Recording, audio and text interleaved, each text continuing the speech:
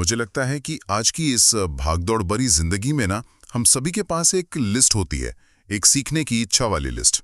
हाँ, वो लिस्ट जो शायद कभी खत्म ही नहीं होती। बिल्कुल। कभी लगता है कि स्पेनिश सीख ली जाए, या कभी अचानक गिटार बजाने का भूत सवार हो जाता है, या फिर लगता है कि कोडिंग सीखकर कोई ऐप ही बना ली जाए। लेकिन जब भी उस लिस्ट पर असल में काम करने की बारी आती है ना, तो एक बहुत बड़ी दीवार सामने खड़ी हो जाती है, समय की कमी। वही तो, दिन भर ऑफिस, घर के काम और फिर आने जाने में लगने वाला समय। ऐसा लगता है कि कुछ नया सीखने के लिए तो दिन में 48 घंटे होने चाहिए। और मजेदार बात यह है कि यही समय की कमी धीरे धीरे एक ऐसा परमानेंट बहाना बन जाती है कि हम कुछ नया शुरू ही नहीं कर पाते। आज की हमारी इस गहरी पड़ताल में हम इसी समस्या को पूरी तरह से डिकोड करने वाले हैं। हाँ, और हमारे पास आज जो नोट्स और रिसर्च हैं, उनका मिशन बहुत ही क्लियर है। हमें ये समझना है कि कैसे कोई भी इंसान अपनी इस पागलों वाली बिजी रूटीन के बावजूद किसी भी नए कौशल या स्किल को बेहद कम समय में सीख सकता है। बिल्कुल। और आज हम जिन नोट्स पर विस्तृत चर्चा कर रहे हैं, वो जॉश कॉफमैन की किताब the first 20 hours how to learn anything fast से लिए गए हैं। अब जोश के बारे में एक बात बता दूं, वो एक पक्के, जिन्हें कहते हैं ना, लर्निंग जंकी है। मतलब सीखने के पूरी तरह से आदी। उनके Amazon कार्ट में हमेशा 241 किताबें पढ़ी जाती हैं। 241? ये तो सच में बहुत ज्यादा है। हाँ, उन्हें गो नाम के एक प्राचीन बोर्ड गेम से लेकर गिटार तक सब कुछ सीखना है। लेकिन उनकी असल जिंदगी भी हमारी ही तरह बहुत उलझी हुई है। हाल ही में उनके घर एक छोटी बच्ची लीला का जन्म हुआ है और वो अपना खुद का बिजनेस भी चलाते हैं। तो जाहिर है कि उनके पास फुर्सत का एक पल नहीं होगा। और दिलचस्प बात यह है कि जोश की ये जो सिचुएशन है, ये हम में से ज्यादातर लोगों की कहानी से मैच करते हैं। एकदम सही। दिन भर की भागदौड़ के बाद जो थोड़ी बहुत एनर्जी बचती भी है, वो अक्सर टीवी देखने या फिर सोशल मीडिया स्क्रॉल करने में निकल जाती है। इसीलिए उनके ये नोट्स इतने ज़रूरी हो जाते हैं। वो कोई ख्याली पुलाव नहीं पका रहे हैं, वो एक बहुत ही प्रैक्टिकल फ्रेमवर्क दे रहे हैं कि कैसे सीमित समय का स्मार्ट इस्तेमाल करके किसी भी नए स्किल में एक अच्छी खासी क्षमता हासिल की जा सकती लेकिन है। ईमानदारी से कहूँ तो जब मैंने पहली बार पढ़ा कि कोई भी स्किल सिर्फ 20 घंटे में सीखी जा सकती है, तो मुझे लगा कि ये कोई मार्केटिंग नौटंकी है। मेरा मतलब है, हम सब ने मैल्कम ग्लैडवेल की मशहूर किताब आउटलायर्स के बारे में सुनाई है। हाँ, वो 10,000 घंटे वाला नियम। जी, उसमें डॉक्टर के एंडर्स एरिक्सन की रिसर्च का हवाला देकर कहा गया है कि किसी भी फील्ड में मास्टर बनने के लिए 10,000 घंटे की डिलिवरेड प्रैक्टिस चाहिए। अब 10,000 घंटे का मतलब है लगभग 5 साल की फुल टाइम मेहनत। तो ये 20 घंटे वाला दावा तो उसके सामने एक मजाक सा लगता है। और यहीं पर सबसे बड़ी गलती होती है। 10,000 घंटे वाले नियम को लेकर पूरी सोसाइटी में एक बहुत बड़ा भ्रम फैल गया। डॉक्टर एरिक्सन की वो रिसर्च असल में वर्ल्ड क्लास मास्टरी के बारे में थी। मतलब एकदम टॉप लेवल का परफॉर्मेंस। बिल्कुल। अगर किसी को गोल्फ में टाइगर वुड्स को हराना है या चेस में विश्व चैंपियन बनना है, तो हाँ, यकीनन 10,000 घंटे लगेंगे। लेकिन क्या हर कोई टाइगर वुड्स बनने के लिए गिटार या गोल्फ उठाता है? नहीं, ज्यादातर लोग तो बस अपने शौक के लिए या खाली समय में थोड़ा एंजॉय करने के लिए सीखते हैं। सही कहा। और इसे ही कैपेसिटी यानी क्षमता कहते हैं, मास्टरी नहीं। अगर उद्देश्य सिर्फ अपने मजे के लिए या किसी छोटे प्रोजेक्ट के लिए सीखना है, तो उसके लिए 10,000 घंटे की कोई जरूरत नहीं है। जोश का ये 20 घंटे का नियम इसी कैपेसिटी को बिल्ड करने पर फोकस करता है। ओके, तो अगर सिर्फ अपने लिए गिटार सीखना है तो 20 घंटे काफी हैं। लेकिन एक और चीज है जो अक्सर रोकती है। किताब में इसे फ्रस्ट्रेशन बैरियर या निराशा की सीमा कहा गया है। जब भी कुछ नया शुरू किया जाता है, तो शुरुआत के कुछ दिन बहुत ही भयानक होते हैं। हाँ, वो शुरुआती झिझक और परेशानी। बिल्कुल।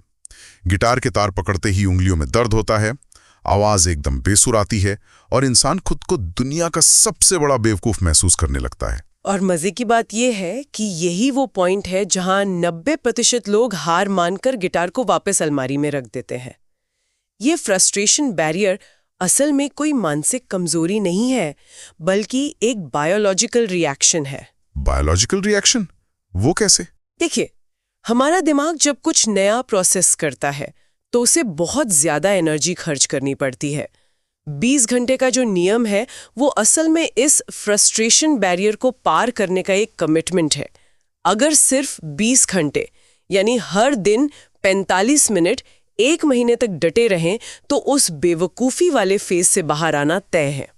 और फिर उस काम में मजा भी आने लगेगा। ये सच में बहुत रिलीविंग है। अच्छा, नोट्स में एक और कॉन्सेप्ट है जिसने मुझे बहुत सोचने पर मजबूर किया। वो है लर्निंग, ट्रेनिंग और स्किल एक्विजिशन के बीच का फर्क। ये बहुत ही अहम पहलू है। हम अक्सर सोचते हैं कि किताबें पढ़ ली मतलब स्किल आ गई। जॉश ने अपना खुद का एक बहुत ही मजेदार उदाहरण दिया है। उन्होंने स्कूल में 4 साल तक स्पेनिश पढ़ी, सारे ग्रामर टेस्ट पास किए और एक ग्रेड भी मिला, लेकिन आज अगर उन्हें स्पेनिश में किसी से सिर्फ रास्ता पूछना हो तो वो एक लाइन ठीक से नहीं बोल सकते। ऐसा बहुत लोगों के साथ होता है, खासकर नई भाषा सीखते समय। बिल्कुल। और इसके एकदम उलट उनका एक दोस्त है, कार्लोस मिसेली। कार्लोस ने स्कूल में अंग्रेजी की कोई फॉर्मल क्लास नहीं ली। उसने बस स्काइप खोला और नेटिव अंग्रेजी बोलने वालों के साथ टूटी फूटी बातचीत शुरू कर दी, और कुछ ही समय में वो बिना किसी ग्रामर की किताब के फर्राटेदार अंग्रेजी बोलने लगा। ये जो स्पेनिश और स्काइप वाला किस्सा है ना, ये भाषा विज्ञान के एक बहुत बड़े सिद्धांत को साबित करता है। डॉक्टर स्टीफन क्रैशन की एक थ्योरी है जिसे मॉनिटर हाइपोथेसिस कहते हैं। ये क्या होता है? इसके अनुसार जब हम ग्रामर की किताबें पढ़ते हैं तो हम असल में भाषा नहीं सीख रहे होते हैं। हम बस अपने दिमाग में एक मॉनिटर या एक चेकर इंस्टॉल कर रहे होते हैं। ये मॉनिटर हमें ये बताता है कि हम कहाँ गलती कर रहे हैं ताकि हम खुद को सुधार सकें। अच्छा, तो वो सिर्फ गलतियां पकड़ने का काम करता है। एकदम सही। लेकिन असल फ्लुएंसी या किसी भी काम को करने का फ्लो सिर्फ और सिर्फ उसे बार बार करने से आता है। इसे अगर रोजमर्रा की जिंदगी से जोड़ें तो यही कारण है कि बहुत से लोग अंग्रेजी की किताबें तो बहुत आराम से पढ़ लेते हैं, लेकिन जब किसी जॉब इंटरव्यू में अंग्रेजी बोलने की बारी आती है तो दिमाग पूरी तरह से ब्लैंक हो जाता है। हाँ, क्योंकि रीडिंग की लर्निंग तो हो गई है, लेकिन स्पीकिंग की स्किल एक्विजिशन नहीं हुई। किताबें पढ़ाई सिर्फ थ्योरी देती है, लेकिन स्किल हमेशा प्रैक्टिस से ही आती है। और मजेदार बात यह है कि ट्रेनिंग भी इससे बिल्कुल अलग है। नोट्स में एक मैराथन का उदाहरण है जो थोड़ा डरावना भी है। दौड़ना कोई ऐसा स्किल नहीं है जो हमें सीखना पड़े। दौड़ना तो सब बचपन से जानते हैं। बिल्कुल, वो एक स्वाभाविक स्किल है। लेकिन अगर कोई आज अचानक उठकर 26 मील की मैराथन दौड़ने चला जाए तो क्या होगा? किताब में बताया गया है कि बिना तैयारी के दौड़ने से ब्लीडिंग निपल्स जैसी भयानक और दर्दनाक समस्या हो सकती है, जो कपड़ों के लगातार घर्षण से होती है। उफ, ये सुन के ही दर्द होता है ना? मतलब दौड़ना एक स्किल है जो पहले से है, लेकिन 26 मील तक उस स्किल को परफॉर्म करने के लिए शरीर को जो शारीरिक बदलाव चाहिए उसे ट्रेनिंग कहते हैं। और ये ट्रेनिंग सिर्फ शरीर तक सीमित नहीं है, ये हमारे दिमाग पर भी उतनी ही लागू होती है। न्यूरोसाइंस में डॉक्टर जॉन मेडिना की एक बहुत ही शानदार थ्योरी है, neurons that fire together wire together. इसका मतलब ये हुआ कि दिमाग के तार जुड़ जाते हैं। आसान भाषा में कहें तो हाँ, जब हम कोई नया स्किल प्रैक्टिस करते हैं तो हमारे दिमाग के न्यूरॉन्स आपस में नए कनेक्शन बनाते हैं। डॉक्टर कैरल ड्वेक ने भी फिक्स्ड और ग्रोथ माइंडसेट पर काफी रिसर्च की है। हाँ, उनका काम बहुत मशहूर है। वो रिसर्च बताती है कि हमारा दिमाग किसी भी उम्र में नई चीजें सीखने के लिए खुद का फिजिकल स्ट्रक्चर बदल सकता है। इसे न्यूरोप्लास्टिसिटी कहते हैं। तो ये जो एक आम बहाना होता है ना कि अब तो उम्र निकल गई कुछ नया सीखने की, ये बायोलॉजिकली पूरी तरह से गलत है। चलिए अब इस विस्तृत चर्चा के सबसे जरूरी हिस्से पर आते हैं। अगर ये समझ आ गया है कि 10,000 घंटे नहीं चाहिए और उम्र भी कोई रुकावट नहीं है, तो आखिर शुरुआत कैसे की जाए? जोश ने तेजी से स्किल सीखने के 10 सिद्धांत दिए हैं, और इन 10 सिद्धांतों में जो सबसे पहला और जरूरी है वो है एक लवेबल प्रोजेक्ट चुनना। हाँ, मतलब ऐसा कुछ जिसे सीखने की सच में बहुत तेज इच्छा हो। जैसे जोश ने मैंड्रिन भाषा सीखने का आइडिया ड्रॉप कर दिया और उसकी जगह गो बोर्ड गेम को चुना, क्योंकि उस वक्त उनका उस गेम को लेकर एक्साइटमेंट लेवल बहुत हाई था। ये बहुत जरूरी है, क्योंकि अगर मोटिवेशन हाई नहीं होगा तो पहले ही हफ्ते में फ्रस्ट्रेशन बैरियर के सामने घुटने टेकना तय है। इसके बाद जो दूसरा सिद्धांत आता है वो है डीकंस्ट्रक्शन, यानी किसी भी स्किल को छोटे छोटे हिस्सों में तोड़ना। बिल्कुल, जो कहा जाता है कि गिटार सीखना है तो ये बहुत बड़ा और डरावना लक्ष्य लगता है, लेकिन इसे डीकंस्ट्रक्ट कैसे करेंगे? गिटार सीखने को कई हिस्सों में बांटा जा सकता है, जैसे गिटार को सही तरीके से पकड़ना, स्ट्रिंग्स को ट्यून करना, बेसिक कॉर्ड्स पकड़ना और स्ट्रमिंग पैटर्न सीखना, बजाय इसके कि एक साथ पूरा गाना बजाने की कोशिश की जाए। सही कहा, सिर्फ 4 बेसिक कॉर्ड सीखने पर पूरा फोकस डाल देना चाहिए। और इसी प्रोसेस में डेविड एलन का समडे मे बी लिस्ट वाला कंसेप्ट बहुत काम आता है। आपके पास जो 20 और चीजें सीखने की लिस्ट है, उसे उस समडे वाली लिस्ट में डाल देना चाहिए। एक वक्त पर सिर्फ एक ही स्किल पर फोकस करना जरूरी है। ये सच में बहुत प्रैक्टिकल अप्रोच है। इसके बाद एक और सिद्धांत है फास्ट फीडबैक, यानी तुरंत पता चलना कि काम सही हो रहा है या गलत। ये काफी इंटरेस्टिंग है क्योंकि नोट्स में चीज बनाने और कोडिंग का कंपैरिजन किया गया है। हाँ, क्योंकि अगर कोई चीज बनाने की कला सीखना चाहता है तो ये बहुत मुश्किल है। आज चीज बनाई, लेकिन वो सही बनी है या नहीं, इसका पता महीनों बाद चलेगा, जब वो पककर तैयार होगी। और इसके विपरीत कंप्यूटर प्रोग्रामिंग में क्या होता है? कोड लिखा, उसे रन किया और मिलीसेकंड्स में स्क्रीन पर एरर आ जाता है। फीडबैक लूप जितना तेज होगा, गलतियां उतनी ही जल्दी सुधरेंगे। एकदम सटीक बात है। अच्छा, अब मैं वो कहानी शेयर करना चाहता हूं जिसमें मेरे दिमाग के तार खोल दिए। ये क्वांटिटी वर्सेस क्वालिटी के सिद्धांत पर है और नोट्स में इसे आर्ट एंड फियर नाम की किताब से लिया गया है। जब मैं इसे पढ़ रहा था तो लगा कि ये तो हमारे पूरे एजुकेशन सिस्टम की एकदम उल्टी बात है। वो सिरेमिक क्लास वाली कहानी ना? हाँ, तो होता क्या है कि एक टीचर अपनी मिट्टी के बर्तन बनाने वाली क्लास को 2 ग्रुप्स में बांट देता है। वो पहले ग्रुप से कहता है कि तुम्हें बर्तनों की क्वांटिटी यानी वजन के आधार पर नंबर मिलेंगे। जो 50 पाउंड मिट्टी के बर्तन बनाएगा उसे फुल मार्क्स मिलेंगे, चाहे वो कैसे भी दिखें। और दूसरे ग्रुप का क्या? दूसरे ग्रुप से वो कहता है कि तुम्हारा फोकस सिर्फ क्वालिटी पर होना चाहिए। तुम्हें बस एक ही बर्तन बनाना है, लेकिन वो एकदम परफेक्ट होना चाहिए। और जब आखिरी दिन रिजल्ट आता है तो नतीजे बिल्कुल हैरान करने वाले होते हैं। एग्जैक्टली। क्लास के सबसे सुंदर, परफेक्ट और हाई क्वालिटी बर्तन उस ग्रुप ने बनाए थे जिनका फोकस क्वांटिटी पर था। क्वालिटी वाला ग्रुप तो बस डिजाइन और परफेक्शन की थ्योरी पर ही बहस करता रह गया और आखिर में उनके हाथ में सिर्फ सूखी मिट्टी का एक ढेर था। ये बहुत ही गहरी बात है ना? ये कहानी इसलिए हिट करती है क्योंकि हम सब शुरुआत में ही परफेक्ट होना चाहते हैं, जबकि ये बताती है कि बस काम करते जाओ, गलतियां करो और वॉल्यूम पर फोकस करो, परफेक्शन अपने आप आ जाएगा। और इसी वॉल्यूम और प्रैक्टिस को सस्टेन करने के लिए जॉश क्लॉक रूल की बात करते हैं। ये बहुत सिंपल है। जब प्रैक्टिस करने बैठें तो 20 मिनट का टाइमर लगा लें। और उन 20 मिनटों में कोई डिस्ट्रैक्शन नहीं। बिल्कुल नहीं। ना कोई फोन चेक करना है, ना पानी पीने उठना है। और इससे भी बड़ी बात, किसी भी नए स्किल को हाथ लगाने से पहले खुद से 20 घंटे का प्री कमिटमेंट करना। ये वादा करना कि चाहे जो हो जाए 20 घंटे से पहले हार नहीं माननी है। इन 10 सिद्धांतों के अलावा नोट्स में प्रभावी ढंग से सीखने के भी कुछ बहुत ही स्मार्ट तरीके बताए गए हैं। मुझे इसमें इन्वर्जन या उलटकर सोचने वाला आइडिया बहुत क्रूड लेकिन असरदार लगा। उलटकर सोचना अक्सर सबसे तेज रास्ता होता है ये पता लगाने का कि सबसे जरूरी क्या है। बिल्कुल, जैसे इसमें व्हाइट वाटर कयाकिंग का उदाहरण है। अगर तेज नदी में वो छोटी नाव चलाना सीखना है तो ये सोचने के बजाय कि नाव कितनी अच्छी तरह चलानी है, ये सोचना चाहिए कि इसमें सबसे बुरा क्या हो सकता है। और सबसे बुरा क्या होगा? नाव पलट सकती है, इंसान पानी में उल्टा लटक सकता है, सिर किसी चट्टान से टकरा सकता है और डूबने का खतरा हो सकता है। सुनकर ही डर लगता है, लेकिन जैसे ही इन डरावने नतीजों के बारे में सोचा जाता है, सिलेबस अपने आप तैयार हो जाता है। तुरंत समझ आ जाता है कि कायाकिंग में तेज नाव चलाने से भी ज्यादा जरूरी है हेलमेट पहनना सीखना, और अगर नाव पलट जाए तो पानी के अंदर सांस रोककर नाव को वापस सीधा करने की वो रोलिंग तकनीक सीखना। सही बात है। इन्वर्जन सीधे उन स्किल्स पर ले जाता है जो सर्वाइवल के लिए सबसे जरूरी हैं।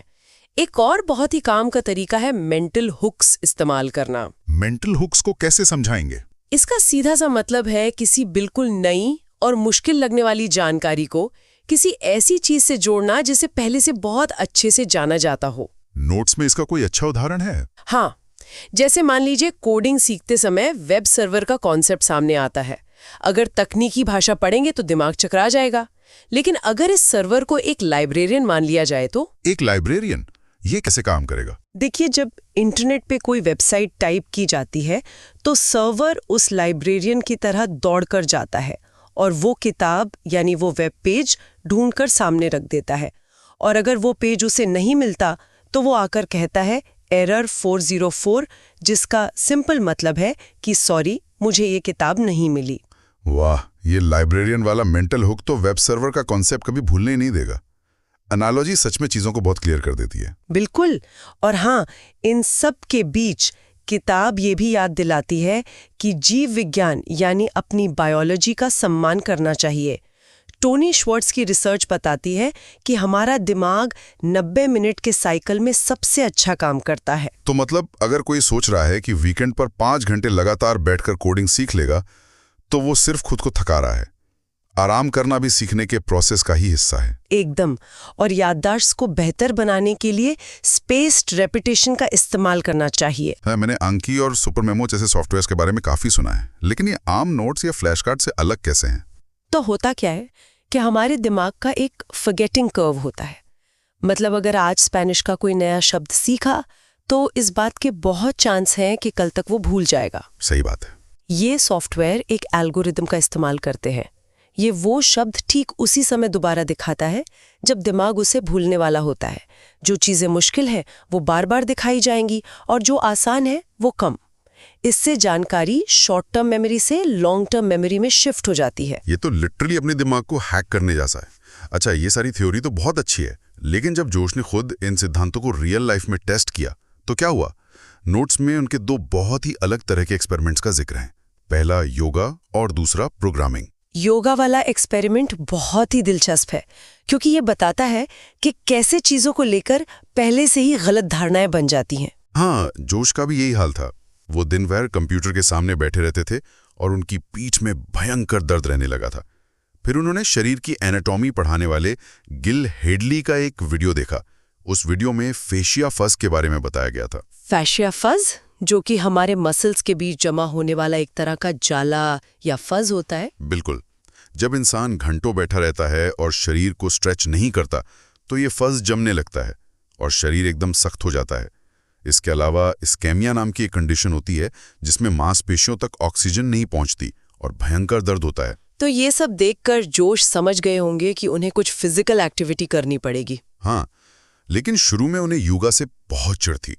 उन्होंने लुलुलेमन का वो मजाकिया वीडियो शिट योगीज से देखा था, जिसकी वजह से उन्हें लगता था कि योगा क्लास में लोग बस हवाई बातें करते हैं, चक्र और ऑरा की बातें करते हैं, जो उनके लिए बहुत अजीब था। और यहीं पर जब उन्होंने योगा को डीकंस्ट्रक्ट करना शुरू किया तो उन्हें योगा का असली इतिहास पता चला, जो इन आम धारणाओं से बिल्कुल अलग है। असली इतिहास वो क्या है? अगर पतंजलि के मूल अष्टांग योग को देखा जाए तो उसमें कोई कसरत या स्ट्रेचिंग थी ही नहीं।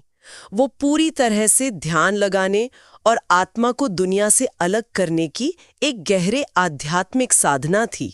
तो फिर आज जो जिम में योगा मैट पर इतनी स्ट्रेचिंग की जाती है, वो कहाँ से आई? वो असल में बहुत नया कॉन्सेप्ट है।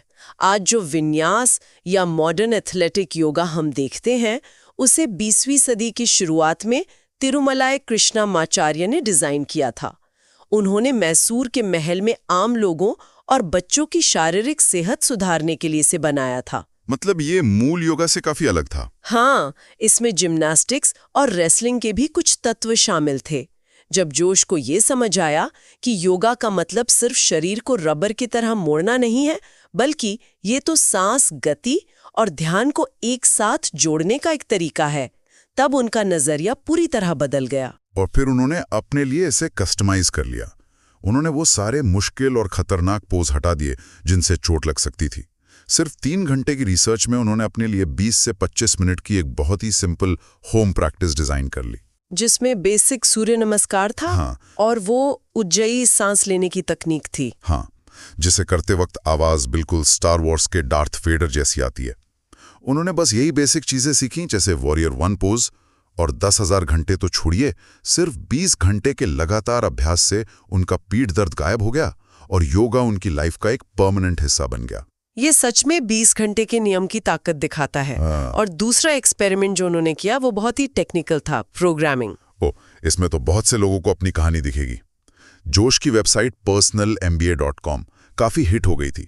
जब भी उनका कोई आर्टिकल लाइफ हैकर जैसे बड़े ब्लॉग पर पब्लिश होता तो उनकी साइट पर एक साथ बहुत सारा ट्रैफिक आ जाता था। और फिर साइट क्रैश हो जाती होगी? बिल्कुल। उनका वर्डप्रेस सर्वर उस लोड को सह नहीं पाता था। नोट्स में लिखा है कि वर्डप्रेस एक्सपेंसिव रिक्वेस्ट पर काम करता है। ये एक्सपेंसिव रिक्वेस्ट का फंडा क्या है? इसे समझना बहुत आसान है। इसे एक रेस्टोरेंट की तरह मान लेते हैं। मान लीजिए वर्डप्रेस एक ऐसा शेफ है जो हर बार जब भी कोई कस्टमर आता है तो उसके लिए एकदम शुरुआत से खाना पकाता है। वो सब्जियां काटेगा, मसाला पीसेगा और फिर डिश बनाएगा। तो इसमें तो बहुत समय लगेगा। बिल्कुल। जब तक रेस्टोरेंट में 10-12 लोग हैं तब तक शेफ आसानी से मैनेज कर लेता है, लेकिन अगर अचानक से 5000 लोग रेस्टोरेंट में आ जाएं तो शेफ पागल हो जाएगा और किचन बंद हो जाएगा। इसे ही वेब सर्वर की भाषा में एक्सपेंसिव रिक्वेस्ट कहते हैं, जहां सर्वर को हर एक विजिटर के लिए बहुत सारी प्रोसेसिंग करनी पड़ती है और अंत में मेमोरी खत्म हो जाती है। बहुत ही शानदार एनालॉजी है।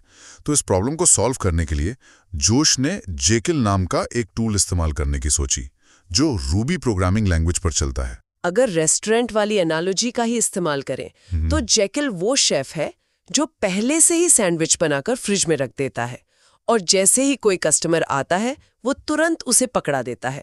इसमें कोई नई प्रोसेसिंग नहीं करनी पड़ती। एकदम सटीक।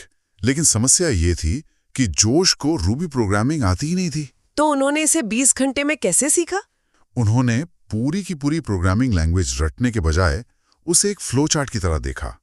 वो बस ये समझने लगे कि इनपुट क्या जा रहा है, सिस्टम उसे प्रोसेस कैसे कर रहा है और आउटपुट क्या आ रहा है। मतलब उन्होंने फिर से डीकंस्ट्रक्शन का इस्तेमाल किया? बिल्कुल।